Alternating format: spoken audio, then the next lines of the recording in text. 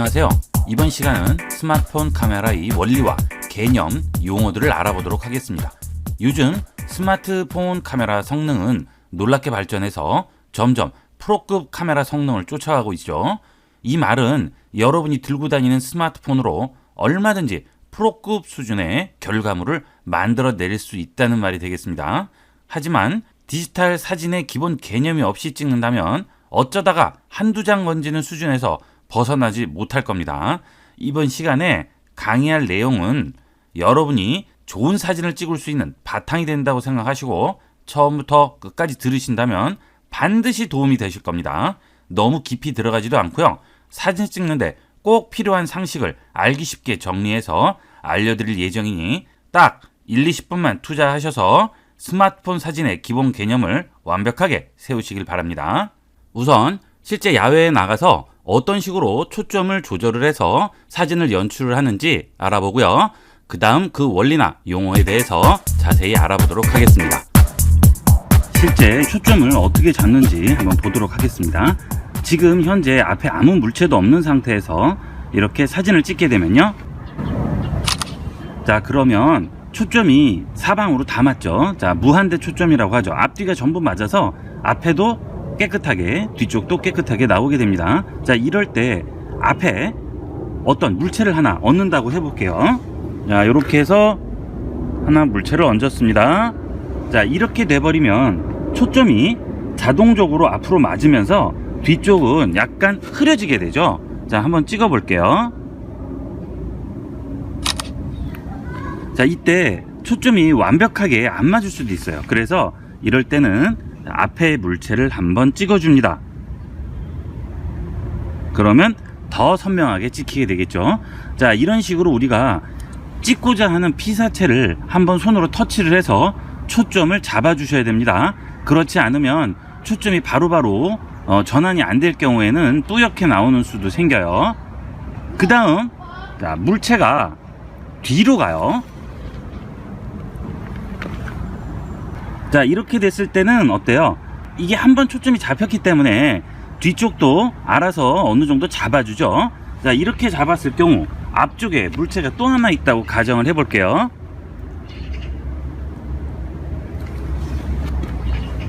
그러면 물체가 앞쪽을 기준으로 초점이 맞게 됩니다. 그래서 뒤쪽에 있는 물체는 아무래도 앞쪽보다는 초점이 더 흐려지게 되겠죠. 자, 이때 초점을 뒤쪽으로 맞추는 겁니다. 자, 찍어볼까요? 자, 어떻습니까? 초점이 뒤로 가버리니까 앞쪽 물체가 흐려지게 되겠죠.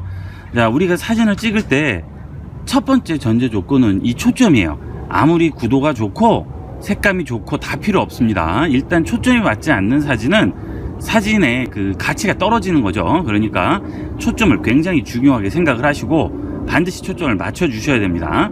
자, 이런 식으로 해서 우리가 초점을 잡게 돼요. 자, 뒤쪽 거를 또 앞으로 당겨 보겠습니다. 자, 이렇게 됐을 때 초점이 맞게 되겠죠. 자, 이렇게 두 개의 물체가 일렬로 있을 경우 자, 문제가 이쪽과 이쪽의 거리가 당연히 틀리겠죠. 예, 이만큼 떨어지느냐 이렇게 떨어지느냐에 따라서 약간이라도 거리가 차이가 있습니다. 그래서 여러분들이 이렇게 나란히 물체가 서 있을 경우 또는 사람이 서 있을 경우에도 반드시 주된 물체를 하나 찍어서 초점을 항상 그 물체를 기준으로 잡아주도록 하세요. 그러면 그 주위에 있는 물체는 약간이나마 흐려지겠죠. 예, 그래도 어쩔 수 없죠. 전부 다 핀이 나간다고 하죠. 전부 다 흐려지는 것보다는 정확한 물체 하나가 선명하게 보이는 게 낫겠죠. 자, 그 다음에 초점 고정이 있습니다. 자, 여러분들이 사진을 찍으실 때 한 지점에 초점을 맞춰 놓고 거기에 따라서 찍어야 되는 경우가 있어요. 자, 한번 볼게요. 초점을 여기에 맞춥니다. 클릭한 상태에서 터치 상태에서 기다리게 되면 AF 잠금이라고 이렇게 뜨죠. 이거는 뭐 어느 사진이든 다 있을 거예요. 이름은 약간씩 틀리더라도 잠금 장치는 그대로입니다. 자, 요렇게 해서 AF를 잠궈버리면, 포커스를 잠궈버리면 이 물체가 뒤로 가더라도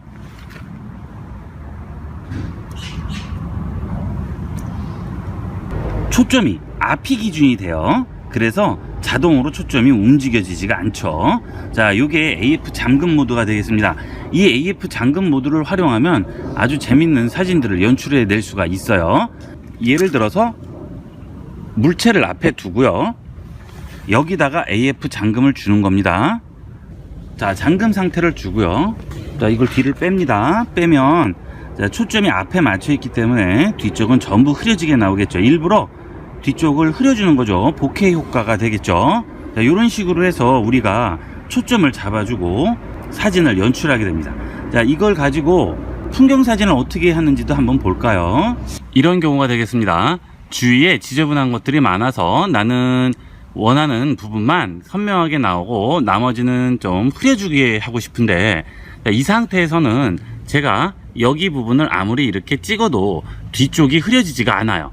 이거는 어느 정도 거리가 일정하게 떨어져 있기 때문에 그렇죠. 이런 거는 어쩔 수가 없죠. 아무리 여기를 찍어도 안 됩니다. 자, 이럴 때는 카메라를 들고 아예 이쪽으로 가서 가깝게 있는 물체에다가 찍어요. 이렇게 해서 이런 부분을 하나를 딱 찍어서 초점을 여기에다 딱 맞추는 거예요. 고정을 시킵니다. AF 잠금 시켰죠. 자, 굉장히 가깝게 가서 찍었어요. 자, 그 다음 여기다 놓게 되면, 자, 어때요? 완전히 흐려져 버리죠, 이 뒤쪽이. 그리고 이쪽은 선명하게 나오죠. 자, 이런 식으로 해서 우리가 원하는 부분만 선명하게 나오게 하고 나머지는 뿌옇게 흐려지는 이런 보케 효과를 줄 수가 있습니다. 아무래도 이 DSLR이 아니기 때문에 이런 스마트폰은 보케가 한계가 있어요. 그래서 이런 식으로 해서 편법을 이용해서 보케를 주게 됩니다. 이렇게 해서 초점을 잡고 초점을 흐려주고 내가 원하는 대로 초점 거리를 만들어주는 방법을 알아봤습니다. 카메라의 기본 원리와 화각에 대해서 알아보도록 하겠습니다. 지금 DSLR 카메라로 설명을 드릴 텐데요, 핸드폰 카메라든지 DSLR 카메라든지 다 기본 원리는 똑같기 때문에 여러분들이 보시기 좀 쉽게 큰 DSLR 카메라로 설명을 드리도록 하겠습니다. 자, 일단 중요한 것은 CCD죠. 자, 어떤 카메라든지 기본적으로 CCD가 배치가 되어 있습니다. 이렇게 뒷면에 있고요. 그 다음에 앞에 부분은 렌즈가 있겠죠. 이런 식으로 렌즈가 배치되어 있고요. 그 다음 이 렌즈를 통해서 우리가 사물을 보게 되는 거죠. 이렇게 사물을 보게 됩니다. 자, 이 기본적인 렌즈에는 아주 작은 구멍을 통해서 빛이 들어와서 여기에 상이 맺히게 됩니다. 아주 작죠. 그 다음에 이쪽은 뭐 피사체가 있을 수가 있겠죠. 뭐 빌딩이 될 수도 있고요. 뭐 나무가 될 수도 있겠죠. 뭐 이렇게 나무가 있습니다. 그러면 이렇게 빛이 들어와서 이쪽으로 들어오고 이쪽으로 들어와서 상이 거꾸로 맺히게 됩니다. 지금 이건 위로 보이고 해서 좀 애매하긴 한데 실제로는 이 카메라가 옆에 있다고 생각하시면 이제 거꾸로 상이 맺히는데 기계적 이 기능을 통해서 우리 눈에는 이제 바로 보이게끔 나오게 되는 거죠. 이것도 눈의 원리하고 똑같습니다. 자, 이게 여기서부터 요까지의 거리, 즉 렌즈와 CCD 또는 CMOS라고 부릅니다. 이거 두 종류예요. 이거 어느 게 될지는 뭐 카메라에 따라 틀리죠. 스마트폰 카메라도 똑같은 원리가 되겠어요. 자, 여기 두 가지의 거리가 50mm, 요게 바로 표준 렌즈라고 부릅니다. 표준 렌즈. 그래서 이런 DSLR 카메라를 살 때 표준 렌즈가 포함이다 그러면 50mm 렌즈라고 보시면 되겠어요. 물론 스마트폰은 어때요? 굉장히 얇죠. 공간을 이렇게 둘 수가 없잖아요. 그래서 아주 좁은 초점 거리를 갖습니다. 하지만 이제 이것을 DSLR 카메라하고 또 틀리게 환산해서 또 쓰게 돼요. 어쨌든 기본 원리는 마찬가지예요. 자, 그래서 요거보다 더 넓어요, 거리가. 그러면 망원이 되는 거고요. 요거보다 더 좁아요. 그러면 광각이 되는 거죠. 광각. 자, 두 가지 차이가 되겠습니다. 그래서 표준을 기준으로 거리가 멀면 망원이 되고 가까우면 광각이 되겠죠. 렌즈가 이렇게 세 개가 있다고 가정을 해볼게요. 자, 여기서 요게 바로 요렇게 되는 게 이게 이제 표준이 되겠죠. 자, 이 표준에서 만약에 렌즈가 거리가 더 멀어졌어요. 요 거리가 요렇게 더 떨어져 있죠. 자, 그렇게 되면 이렇게 되겠죠. 이렇게 그 다음 이렇게 되게 됩니다. 자, 요건 뭐예요? 망원. 자, 렌즈가 더 가까워졌어요. CCD하고. 그러면 이 중간을 기준으로 해서 요렇게 되겠죠? 그 다음 여기도 요렇게 됩니다. 자, 그래서 지금 렌즈를 투과하는 부분이 여기와 여기와 여기 세 군데가 되겠죠. 자, 그러면 광각은 어때요? CCD 면은 똑같아요.